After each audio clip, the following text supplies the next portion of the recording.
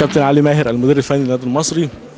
انا النهارده شايف حوار صريح جدا، وانا عارف ان انت متقبل كل الانتقادات بصراحه.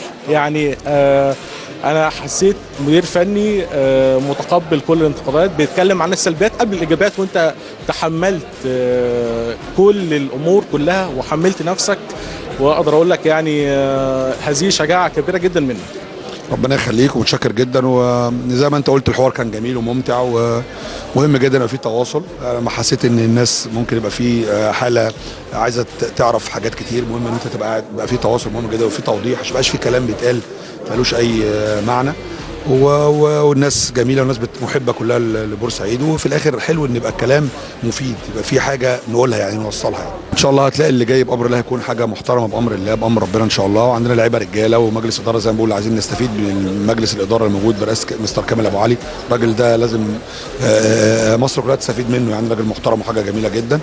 وان شاء الله باذن الله هو الراجل هدفه بس انه عايز يسعد الجمهور بورسعيد، وان شاء الله باذن الله هنعمل حاجه ان شاء الله محترمه باذن الله تليق ببورسعيد بامر ربنا ان شاء الله. لمست رغبه الجمهور في تحقيق بطوله. طبعا اكيد احنا شغالين على كده، بس هي محتاجه صبر. احنا يعني واحده واحده، اكيد ما فيش حاجه هتيجي مره واحده، يعني زي ما بقول بهدوء كل حاجه هتيجي بامر الله. فكره من المؤتمر الصحفي توضيح الامور وفك الاشاعات اللي بتترمى على سواء مجلس الاداره او على الجهاز الفني او على الفريق، لان احنا عيله واحده وعايزين نبين كل حاجه، احنا ما فيش حاجه عندنا نخبيها.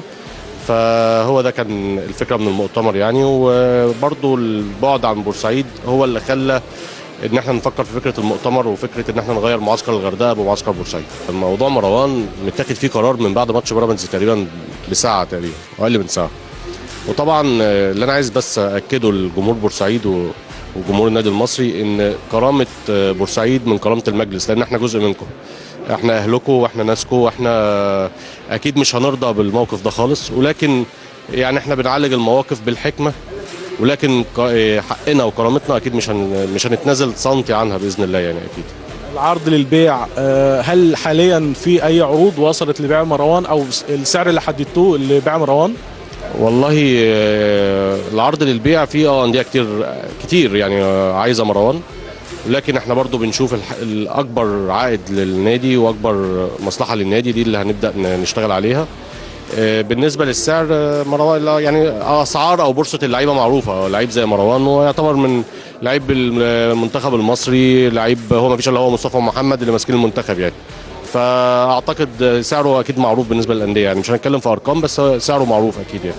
ماذا لو عاد معتذرا؟ على فكره انا عايز اقول لحضرتك على حاجه، مروان حاول ان هو يعتذر اكتر من مره، بس انا شايف ان الجمهور، لان دي تقريبا تاني موقف لمروان مع الجمهور، فاعتقد ان الموقف هيبقى صعب. ولكن هو جمهور بورسعيد هو القاضي في القضيه دي، واحنا اكيد طبعا اللي هو هيحكم بيه واللي هو يرضى بيه احنا هننفذه. ولكن احنا شايفين مروان بعده دلوقتي عن الفرقه وبعده عن بورسعيد هيبقى فايده ليه ولينا، لانه هو هيبقى عبء علينا الحقيقه الفتره اللي جايه. جاز جاي له عرض اكتر من عرض، حتى في الميركاتو الصيفي كان جاي له اكتر من عرض بارقام مبالغ فيها قوي، فطبعا عقله اكيد مشتت في الارقام دي.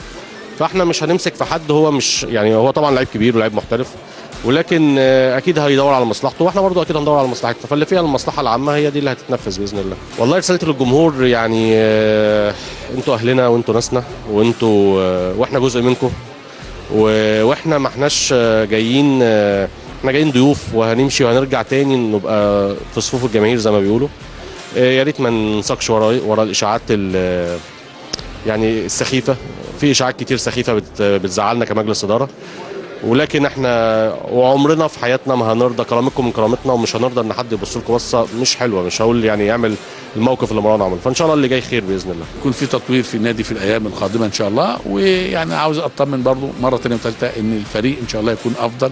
مش ممكن يكون بهذا السكواد المهم واللاعبين المهمين والاداره الفنيه ان يكون دي النتائج ديت تبقى يعني هفوه، حاجات وقتيه. ان شاء الله الفريق هيتعافى ويبقى قوي. وعدونا من وعد من الاداره الفنيه من اللاعبين ان شاء الله القادم يكون افضل ويسعدوا جمهورنا ويأدوا اداء يناسب طموح جمهورنا الكبير، جمهور النادي المصري.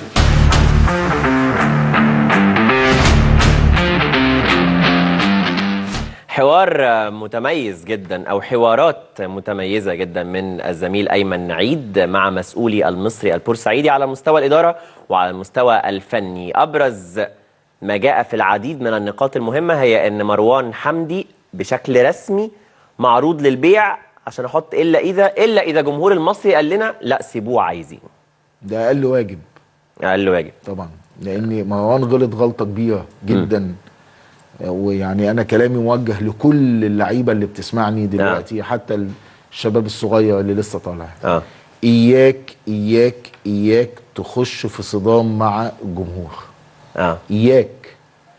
إياك مهما وصل الضغط اللي عليك، إياك تخش في صدام مع الجمهور. ليه؟ بإشارة، بحركة، بامتعاض، بأي حاجة. الجمهور يعمل اللي يعمله فوق دماغي وتحط وشك في الأرض وتتوكل على الله. إياك. ليه؟ لأن أنت بتحكم على نفسك في هذا المكان بالإعدام كرويا. لأن الجمهور يقبل من اللاعب كل شيء. يقبل انه مستواه يبقى وحش، يقبل انه يخسر الفرق، يقبل انه يضيع منه بطولة، يقبل منه طراخ، يقبل منه تهاو، يقبل منه اصابة، يقبل كل حاجة الا انه يتهان منه. لان اللاعب يهين الجمهور. يهينه بايه بقى؟ باي حركة من الحركات اللي احنا عارفينها دي. اعرف على طول ان دي نهايتك في هذا المكان. وفي جماهير ما عندهاش ياما ارحميني. يعني في جماهير في الحته دي صح. ما بتهزرش. هو الحاجات المناطق اللي علاقه اللاعب بالجمهور لو اتجرحت علاجها صعب قوي. والجرح كل ما كان عميق صح. كل ما انت مش هتبقى مظبوط. مروان حمدي اخر مره انضم لمعسكر المنتخب كان المعسكر الماضي، انضم في عهد فيتوريا 4 مرات، لم يلعب ولو دقيقه واحده. اخر مره شارك في مباراه مع منتخبنا الوطني كانت نهائي بطوله افريقيا امام منتخب السنغال اللي خسرناها في النهايه بركلات الترجيح.